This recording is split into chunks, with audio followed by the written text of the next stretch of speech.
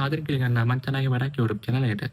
අද මම ඔයාලට මේ වීඩියෝෙන් ගෙනාවේ ඔයාගේ iPhone එකේ බැටරි හෙල්ත් එක කොහොමද ඇත්තටම චෙක් කරගන්නේ කියලායි.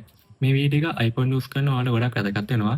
මොකද කිව්වොත් ඔයාගේ iPhone එකේ බැටරි හෙල්ත් එක ඔයා setting වලට ගිහලා බැටරි හෙල්ත් එක චෙක් කරත් නියම නැත්නම් ඔයාගේ phone එක tab එකට හරි PC එකට ගහලා Q2 report එකෙන් ගන්න report එකේ තියෙන බැටරි හෙල්ත් එක ඔයා ඇත්තටම විශ්වාස කරනවා නම් ඒකයි කියලා නැහැ.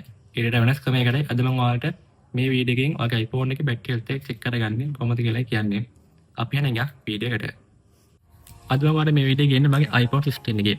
මම ඔයාලට මුලින්ම කියනවා කොහොමද මගේ phone එකේ බැටරි හෙල්ත් එක කියලා. මුලින්ම මේ phone එකේ setting open කරගන්නවා. open කරලා මගේ බැටරි හෙල්ත් එක කියලා මම කියලා පෙන්නනවා. බැටරි එක ගියාම මගේ බැටරි පේනවා 99 කියලා maximum capacity එක. අපි ඉතින් බලමු ඇත්තටම කොහොමද මේක කියලා. මම setting එක පල්ලයට යන්න. පල්ලයට යනකොට හම් වෙනවා privacy and security කියන option එක. එහෙම තමයි ඒක පාරක් touch කරන්න. ඉතින් ඔයා තාටියක් පල්ලයට යනකොට ඔයාට හම් වෙනවා analyzing and improving කියලා තවත් option එකක්. ඔයා ඒක touch කරන්න. ඊට පස්සේ ඔයාට උඩින්ම හම් වෙනවා analyzing data. එහෙම දෙයක් touch කරන්න. එතකොට ඔයාට file ගොඩක් හම් වෙනවා. එතන උඩින්ම තියෙන file එක touch කරන්න. ඒ touch කරලා පස්සේ ඔයාට උඩින් පෙන්නන share button එක. ඔයා share button එක මේ share කරන්න. එතකොට ඔයාට යටට යනකොට ඔයාට පල්ලයට හම් වෙනවා battery status කියලා පොඩි shortcut එකක්. අන්න ඒක වල touch කරන්න. දැන් touch කරලා දැන් හම් වෙනවා මගේ මේක. මගේ අතන බැටරි එක 99 කියලා තිබ්බේ. ඒත් මෙතන බලද්දි 93.86යි. දැන් ඔයාලා බලන්නේ මගේ අතන බැටරි එක මේක කියලා.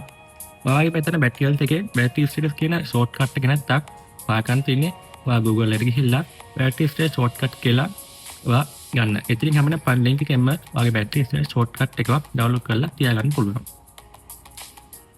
අද මම ගෙන වීඩියෝ එක ඔයාලට මොකද හිතන්නේ? iPhone use කරන ඔයාලට ගොඩක් වැදගත් වුණා නම් වීඩියෝ එකට like එකක් දාන්න. ඔයාගේ මෙයා ගැන දන්නේ නැති කට්ටිය ඉන්නවා නම් එයාලත් වීඩියෝ එක share කරලා තියාගන්න. ඒ වගේම ඔයාගේ අදහස් කොහොමද කියලා අපේ comment section එකේ දාන්න. ඒ වගේම channel එක subscribe කරලා bell icon එක all කරලා තන තියාගන්න. තවත් මේ වීඩියෝ ඉදිරියට ගෙනෙන්න බලාපොරොත්තු වෙන්න. Goodbye.